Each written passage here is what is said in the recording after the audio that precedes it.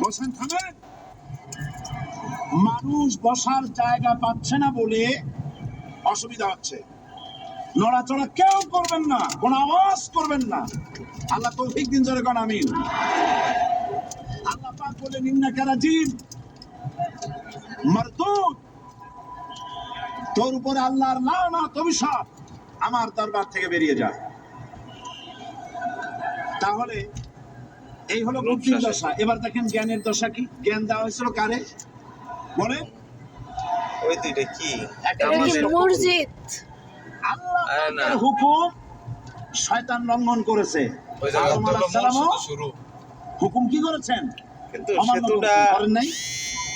ভয় পান নাকি বলে? আদম আলাইহিস সালাম আল্লাহ পাকের হুকুম অমান্য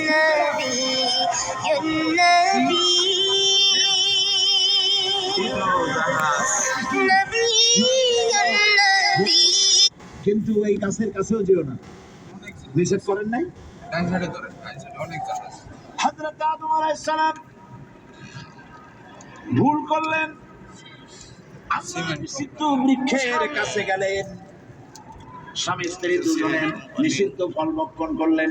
নদীর পাড়ে কিন্তু খুলনা শহর, ওই যে শহর, ওই যে হযরত আদম আলাইহিস সালাম মহা চিন্তার ভিতরে পড়ে গেলেন, কি সর্বনাশ করলাম।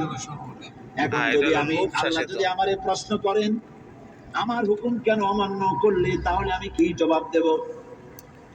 আদম আলাইহিস সালামের কাছে জবাব ছিল না? জবাব, তিনি যদি বুদ্ধির আশ্রয় গ্রহণ করতেন তাহলে তিনি বলতেন, আল্লাহ পাক যখনই প্রশ্ন করেছিলেন তিনি বলতে পারতেন যে আল্লাহ আমি না হয় একটা ভুল করছি, ঠিক আছে আমি একটা ভুল করে ফেলেছি, কিন্তু তুমি বলো জান্নাতে